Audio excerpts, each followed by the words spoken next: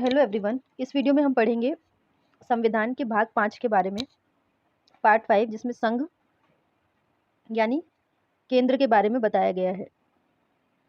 ये पिछली वीडियो का ही कंटिन्यूएशन है। वहाँ पे हमने भाग 4 तक पढ़ लिया था। उसके बाद भाग 5 से हम इस वीडियो में देखेंगे। तो भाग 5 के अंदर आते हैं अनुच्छेद 52 से अनुच्छेद 151, अनुच्छेद 52 से 151 तक।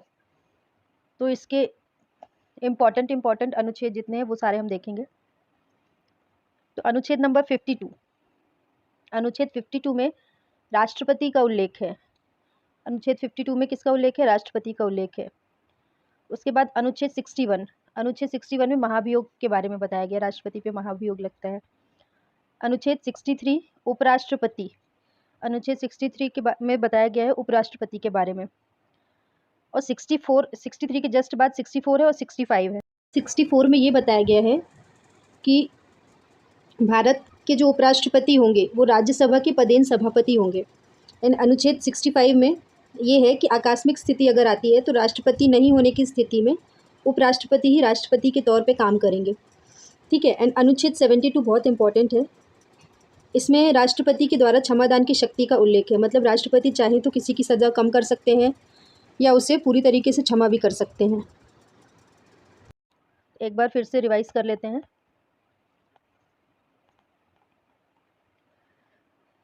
(52) में राष्ट्रपति का उल्लेख, 61 महाभियोग, 63 उपराष्ट्रपति, 64 उपराष्ट्रपति ही पदेन सभापति होगा राज्यसभा का, 65 आकस्मिक स्थिति में उपराष्ट्रपति ही राष्ट्रपति के तौर पे काम करेंगे। अनुच्छेद 72 क्षमादान।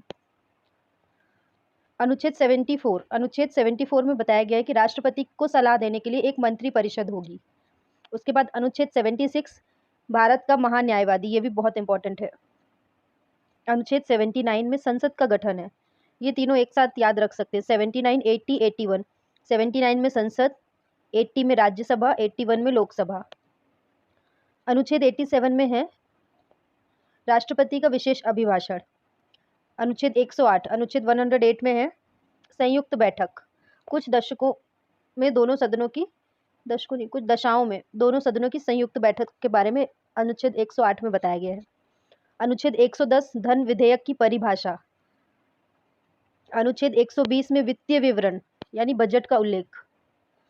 अनुच्छेद 113 में 113 में प्राक्कलन समिति के बारे में बताया गया है। अनुच्छेद 114 में बताया गया है विनियोग विधेयक के बारे में। तो एक बार फिर से देख लेते हैं।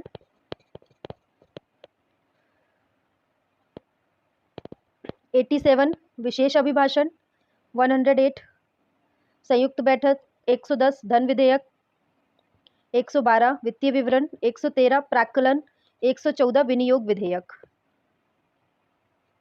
उसके बाद है 123 अनुच्छेद 123। तो इसमें अध्यादेश जारी करने के बारे में बताया गया है। अनुच्छेद 124 में बताया गया है न्यायालय की स्थापना, सर्वोच्च न्यायालय की स्थापना एवं गठन। 125 में बताया गया है न्यायाधीशों का वेतन।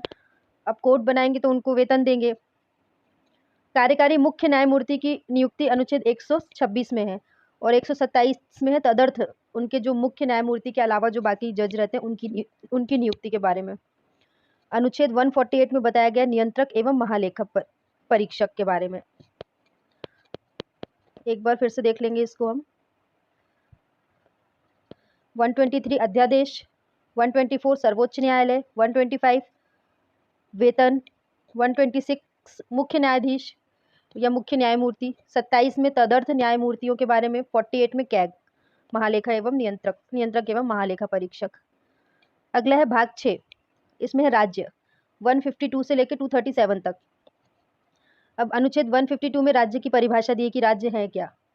अनुच्छेद 153 में राज्यपाल का उल्लेख। 161 में क्षमादान, राष्ट्रपति की क्षमादान 72, राष्ट्रपति का महाभियोग 61, लेकिन राज्यपाल का क्षमादान 161। अनुच्छेद 163 राज्यपाल की सहायता और सलाह के लिए मंत्री परिषद। तो अनुच्छेद 164 मंत्रियों के बारे में अन्य उपबंध है। उसके बाद अनुच्छेद 165 में है राज्य का महाअधिवक्ता। अनुच्छेद 170 में विधानसभाओं की संरचना। अनुच्छेद 171 विधान परिषदों की संरचना। 176 राज्यपाल का विशेष अभिभाषण। 178 विधानसभा के अध्यक्ष उपाध्यक्ष। 182 में है विधान परिषद के सभापति और उपसभापति। और अनुच्छेद 213 213 में है राज्यपाल की अध्यादेश, राष्ट्रपति की अध्यादेश 123 और राज्यपाल की 213। अगला अनुच्छेद देखेंगे, अनुच्छेद 214, अनुच्छेद 214। तो ये है उच्च न्यायालय, राज्य के लिए उच्च न्यायालयों का प्रावधान। 215 में उच्च न्यायालय का अभिलेख न्यायालय होना। 226 रिट, उच्च न्यायालय जो रिट जारी करता है उसके बारे में 226 में बताया गया है। 231 में है 2 या अधिक राज्यों के लिए एक ही उच्च न्यायालय। 233 में है जिला न्यायाधीशों की नियुक्ति का प्रावधान। 235 में अधीनस्थ न्यायालय पर नियंत्रण। एक बार और देख लेंगे इनको। 214 उच्च न्यायालय। 215 उच्च न्यायालय का अभिलेख न्यायालय होना। 226 रिट। 231 2 या अधिक राज्यों के लिए एक ही उच्च न्यायालय। 233 जिला न्यायाधीशों की नियुक्ति का प्रावधान। 235 अधीनस्थ न्यायालय पर नियंत्रण। उसके बाद है भाग 8। भाग 8 में संघ एवं राज्य क्षेत्र, अनुच्छेद 239 से 242। तो 39 में है ये भाग 8 में, बस ये याद रखिएगा कि संघ राज्य क्षेत्र के बारे में बताया गया है। 239 में है संघ राज्य क्षेत्रों का प्रशासन का उल्लेख। ठीक है। 40 में 240 में है कुछ संघ राज्य क्षेत्रों के लिए विनियम बनाने की राष्ट्रपति की शक्ति। 241 में है संघ राज्य क्षेत्रों के लिए उच्च न्यायालय का प्रावधान। ठीक। भाग 9 और भाग 10 में है 243 पंचायतों का उल्लेख। 244 अनुसूचित क्षेत्रों और जनजाति क्षेत्रों का प्रशासन। ये अनुच्छेद 9 और 10 में आएंगे।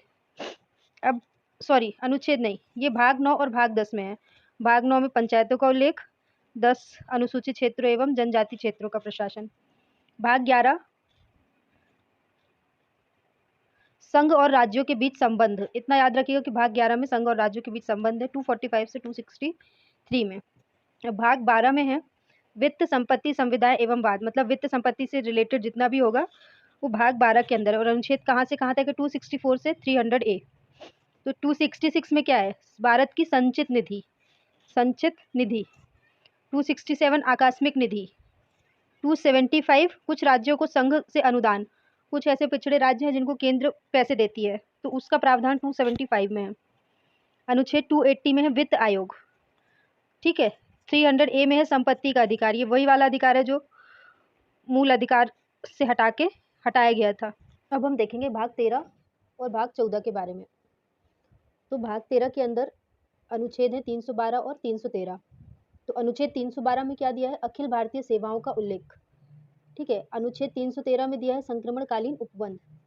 अनुच्छेद 315 में दिया है संघ एवं राज्यों के लिए लोक सेवा आयोग का उल्लेख। अगला है भाग 16। भाग 16 में कुछ विशेष वर्गों के लिए उपबंध दिए हैं, अनुच्छेद 330 से 342 तक। तो अभी 330 में क्या है? लोकसभा में अनुसूचित जाति एवं जनजाति। ठीक है। 330 में। 331 में लोकसभा में आंग्ल भारतीय। ठीक है। अब उसके बाद विधानसभा में आते हैं। 332 में विधानसभा में अनुसूचित जाति जनजाति। फिर 333 में विधानसभा में आंग्ल भारतीय।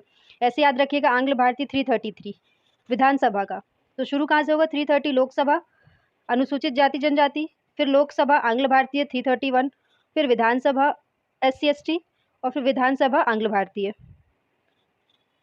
उसके बाद 338, तो ये अनुसूचित जाति के लिए राष्ट्रीय आयोग 338, ये बहुत इंपॉर्टेंट है।